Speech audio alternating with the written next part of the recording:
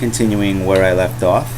There too Porsenna stood, ordering Rome to take the exiled Tarquin back, then bringing the whole city under massive siege. There, for their liberty, Aeneas' sons threw themselves forward on the enemy's spears. You might have seen Porsenna imaged there to the life, a menacing man, a man in anger at Roman daring. Cocles, who downed at the bridge, Cloela, who broke her bonds and swam the river. On the shield's upper quarter, Manlius, guard of the Tarquin rock, stood fast before the temple and held the capital, where Romulus' house was newly thatched and rough. Here, fluttering through gilded porticos at night, the silvery goose warned of the gulls approaching. Under cover of the darkness, gulls amid the bushes had crept near, and now laid hold upon the citadel. Golden locks they had, and golden dress, glimmering with striped cloaks, their milky necks entwined with gold. They hefted alpine spears, two each, and had long body shields for cover. Vulcan had fashioned naked Luperci, and Sally leaping there with woolen caps, and fallen from heaven's shield, and put chaste ladies, riding in cushioned carriages through Rome with sacred images. At a distance then, he pictured the deep hell of Tartarus, Die's high gate, crime, punishments, and yes, you, Catiline, on a precarious cliff, hanging and trembling at the furious glare. Then, far away from this, were virtuous souls, and Gato giving laws to them. Mid-shield, the pitcher sea flowering surging, all of gold, as white cups foamed on the blue waves, and dolphins shining in silver round and round the scene, propelled themselves with flukes and cut through billows. Vivid in the center were the bronze-beaked ships and the fight at sea of Actium. Here you could see Lucata all alive with ships maneuvering, sea glowing gold, Augustus Caesar leading into battle, Italians with both senators and people, household gods and great gods. There he stood, high on the stern, and from his blessed brow twin flames gushed upward, while his crest revealed his father's stars. Apart from him, Agrippa, favored by winds and gods, led ships in column, a towering figure, wearing on his brows the coronet adorned with warship beaks, highest distinction for command at sea. Then came Antonius with barbaric wealth and a diversity of arms, victorious from races of the Dawnlands and Red Sea, leading the power of the east, of Egypt, even of distant Bactria of these steppes. And in his wake the Egyptian consort came, so shamefully, the ships all kept together, racing ahead, the water torn by oar strokes, torn by the triple beaks in spume and foam. All made for the open sea. You might believe the Cyclades uprooted were afloat, or mountains running against mountain hides, when seamen in those hulks pressed the attack upon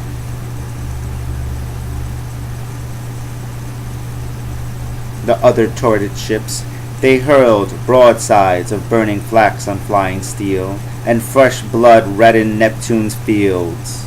The queen, amidst the battle, called her flotilla on with a sistrum's beat, a frenzy out of Egypt, never turning her head as yet to see, twin snakes of death behind, while monsters forms of gods of every race, and the dog god, Anubis barking, held their weapons up against our Neptune, Venus, and Minerva.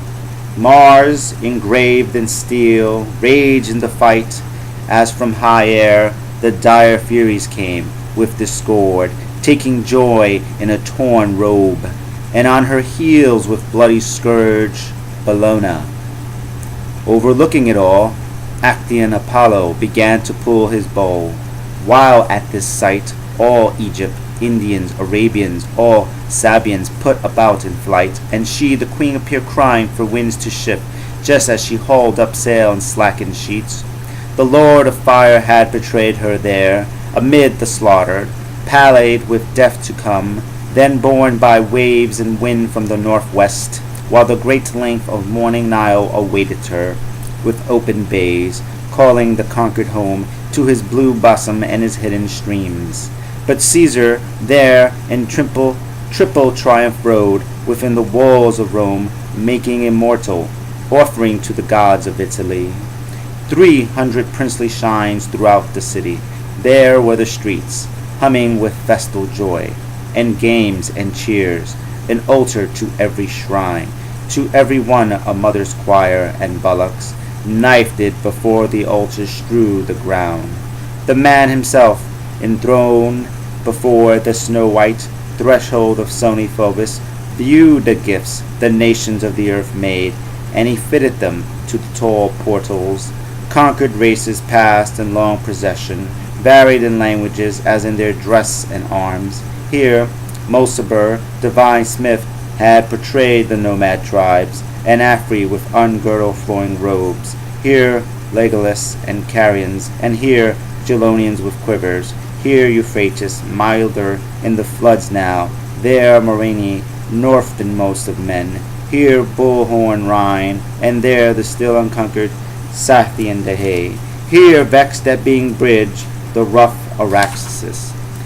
All these images on Vulcan's shield, his mother's gift, were wonders to Aeneas. Knowing nothing of the events themselves, he felt joy in their pictures, taking up upon his shoulder all the destined acts and fame of his descendants.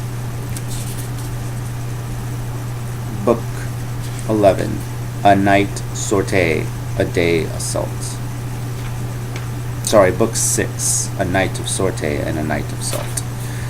While all these differing actions were afoot in the far distance, Juno from high air sent Iris down to Turnus. As it is chanced, that day the rash prince rested in the grove of his forebear, Palamis, in a valley blessed of old. There Iris, rose-lipped child of Damis, told him, Turnus, what no god would dare to promise you your heart's desire, the course of time has of itself brought on. Leaving his town and ships and followers, Aeneas journeyed to the Palatine court of Evander. Still unsatisfied, he's gone to distant hamlets of Corythus to rally and arm the Lydian countrymen. Why hesitate? Now's the time to sound the call for cavalry and war corps now. Break off this lull, strike at their flurried camp, take it by storm. On even wings she rose into the sky, inscribing her great bow in flight upon the clouds. He knew her sign, and lifting both his hands to starry heaven, sent these words after her. Glory of the sky, who brought you down to me, cloud-born to earth? What makes the sudden brilliance of the air? I see the vault of heaven riven, and stars that dripped across the night sky. I obey this great presage, no matter who you are, who call me to attack. Then, riverboard, he took his way, and from the surface drew pure lustral water. Then he heaped his vows plenteously on heaven. Soon his army, at full strength, moved out through open land, strutted with riders with dyed cloaks in gold. Messapus commanding the forward units, Turrus, son of the rear, Turnus the center, as gangs fed by 7 tranquil streams, flows high and quietly, or Nile goes full in a seaward channel, when the enriching flood ebbs from the field at last. A distant cloud and black dust mounting up, or darkness rising suddenly on the plain, came to the eyes of Trojan lookouts. Then Cassius yelled from the rampart facing inland, Countrymen, what is the mass of men there on the plain, in a dark cloud of dust? Take arms, be quick, hand missiles out, and spears, and man the walls. Here comes the enemy. On guard! In tumult, back to the camp through all the gates retiring, Trojans took position on the walls, for so on his departure their best soldier, Aeneas, had instructed them, if any emergency arose, not to do battle, not to entrust their fortunes to the field, but safe behind their walls to hold the camp. Therefore, though shame and anger tempted them to a pitched battle, even so they barred their gates as he commanded, and compact, in towers armed, awaited the enemy. Turnus, riding hard, had left the slow main column far behind. Now he turned up before the camp with 20 chosen horsemen. A Thracian piebald was his mount, his helm, all golden with a crimson plume. He shouted, "Who will it be, men? Who will join with me to open the attack? Look here." He cast high in the air his spinning javelin, first in that fight. Then the tall horseman rode straight onward in the open field. His troop took up the cry and galloped after him with a wild din, yelling astonishment at Trojans' faint hearts. They won't risk themselves in the open in a fair fight, won't come down to stand up to us. How they hug the camp. Now Turnus, furiously this way and that, rode round the walls and looked for a way in where there was none, as a wolf on the prowl, round a full sheepfold howls at crevices, enduring wind and rain at dead of night, while nestled safe under the ewes of the lambs, kept up their bleating. He, beside himself, tormented by accumulated anger, jaws the thirst for blood, in all his fury, cannot reach them, rend them. So the Rutulian flared up with helpless rage at what he saw of walls and camp, a fever in his bones. How could he work an entrance? By what course dislodge the shut-in Trojans from their rampart, get them to issue on the plain?